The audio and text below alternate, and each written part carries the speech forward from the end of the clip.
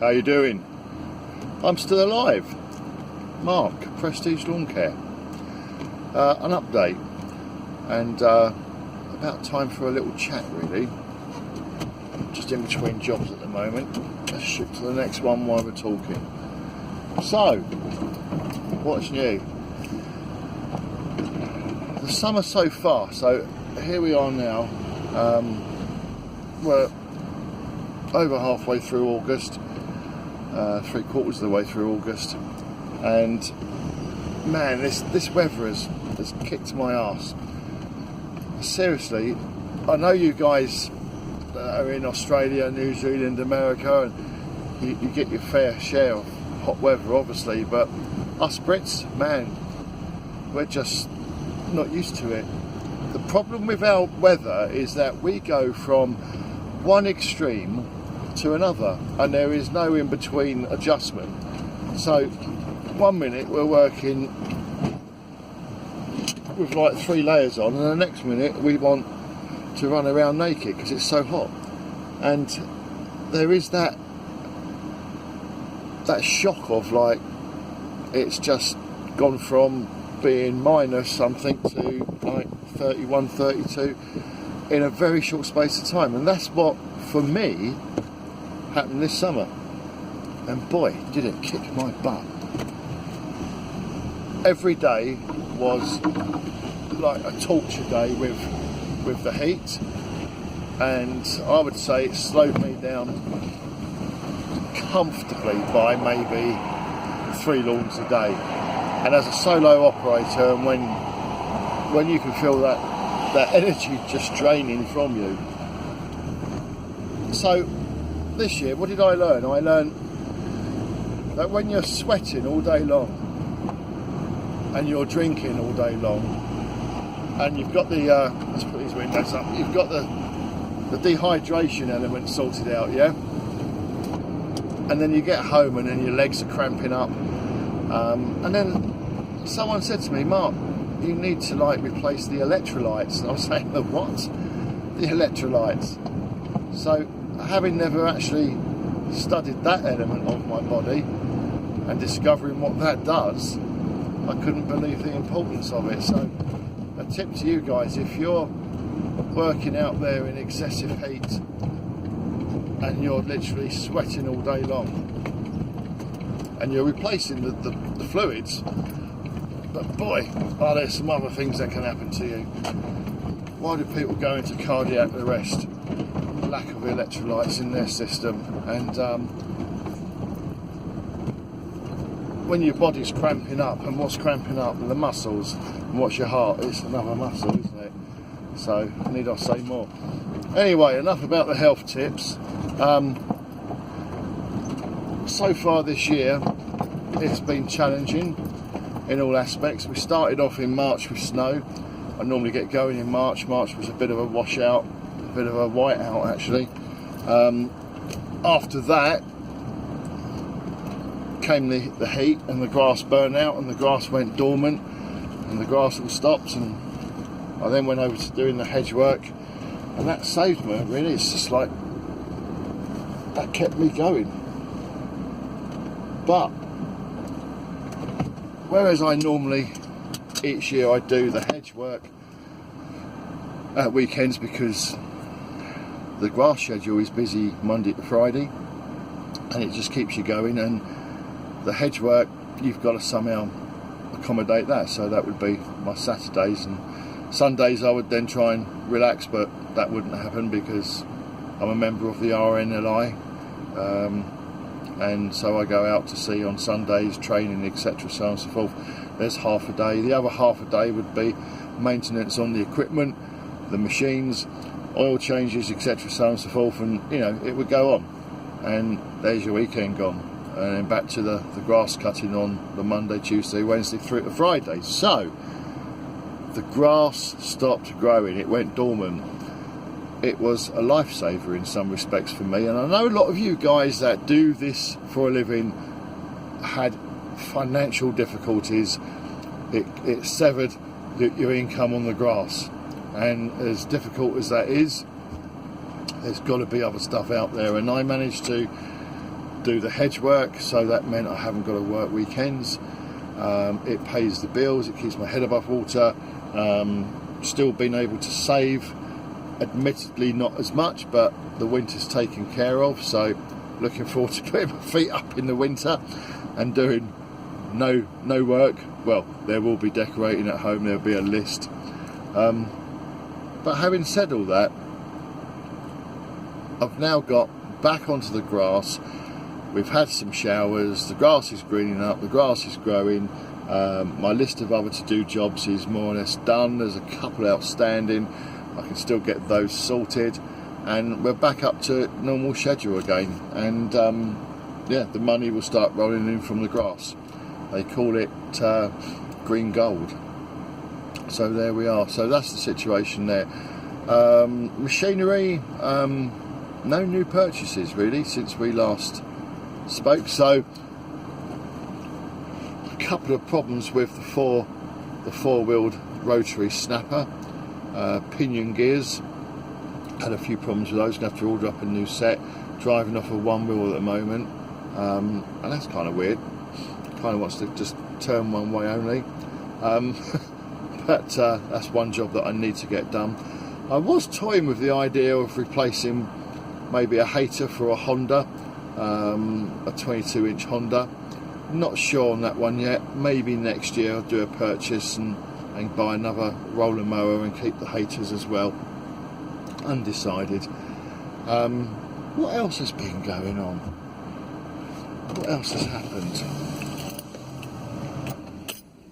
It's been, apart from tough, and I did a hedge the other week. This was one of those moments in your life that you never really forget. It was a 12-hour cut, and it was a hawthorn, and it did literally take 12 hours from start to finish. So that was something like, with the travelling, 14-hour day. That kicked my arse. I came home absolutely exhausted. In fact, 2 hours before I finished the hedge, I had the van parked in this field. It was 32 Celsius that day, so a hot day for us. The only shade I had was the shade the van was creating, and I had the side door open on the van, which was a shaded side. And I sat down and I'm rehydrating, and I looked at the work that I had left to do on the hedge, and for the first time I can admit in my life, I looked at what was left to do, estimated in my mind maybe another 2 hours, and I sat there and thought, I can't do this. I was that exhausted. The heat just shook me so hard that day. And there's an old French saying, and not that I am French in any way, shape or form, but I never forget this saying. They say a tired man can go a long, long way. And I certainly proved that one right that day, and I pushed through it, and it was tough. And that was a little bit of, I mean, at the end of the day, let's put it this way, a couple of people said to me, really, that was a 2-day job, that was a 2-man job, whatever. But when it comes to saying I want to get that job done and I want to finish that day, I don't want to have to come back the next day. That's what really pushed me on. That determination to say, I've got to get it done today. I don't want to be driving back here tomorrow. And it pushed me beyond really my limits, and I did suffer that evening. That was hard, and the cramp in the legs and everything else. And I had cramp that lasted for 15 minutes, and I couldn't back it off, and it wasn't pleasant. And the other half didn't think it was too great either at that time, jumping out of bed and hobbling around the bedroom. But yeah, there's been some tough days. But this is, as the Geek to Freak always used to say, when I used to watch him in the day, this is the lawn care lifestyle. And this is what you subscribe to when you take on this sort of work. And if you want to build your business and you want to run a business in this particular industry, you've got to take the rough with the smooth. There's going to be days that do kick your ass. There's going to be days that you come home and you don't feel tired at all. And you think, I've earned extremely well today. I don't feel like I've really worked hard. There'll be other days where you bust your ass. And you bust your ass so hard, you get home and you look at what you've earned and you think, is that all I did? So all I made. And so it is rough but smooth. And you're going to get days. You're going to get days that really do test you. Last Friday, as an example, acreage cuts. I walk a long way. Every mower in my arsenal gets used that day. So I've got a 2-stroke hover mower which does bank work. That's the bank work on a rope. Same garden. Then I use the 4-wheeled rotary, which is a rough cut section of the lawns. Then I use a hater, which is for striping. Then I use the grandstand 36 stand-on, which is then for the bigger lawns and the area that I need to cover within that. So several lawns, one property. Every mower that I've got in my arsenal comes out of the van. Did that one, went on to the next one. It's another little acreage cut, not as big as the first one, but it's all walk behind, and you're racking up the miles on that one. Came out of that one, went to the pub, not for a drink but to cut the grass there. It's a closed pub but I still look after the garden. Sorted that one out, onto another little domestic lawn after that. And the last call of the day, which was I say a one-off cut, I did a garden clear up there a few weeks back. It was waist high, and that was fine. That was priced well. It was a good job to do. Made a good job of the garden, even though I say so myself, but it just transformed the garden. And she called me and she said it does need one more cut, and she's trying to sell the property or rent the property out or something, so trying to keep it looking nice. Gave me the call. The grass wasn't too long, and I took my hat off to her really. Never met the lady, and I thought, you know what, she's called me in before it got really a major job again, cutting the grass, trimming, etc. And I broke a window, and it was the biggest pane of glass. It was one of the doors. Never met this lady. Time you've then paid for the repairs on that, because it's less than the excess on your policy. It's not worth claiming. So you look at that and you think, you relate to the cost and then what you've done that day to earn that money. You say to yourself, I've just done all that for maybe nothing. And that's a bad day.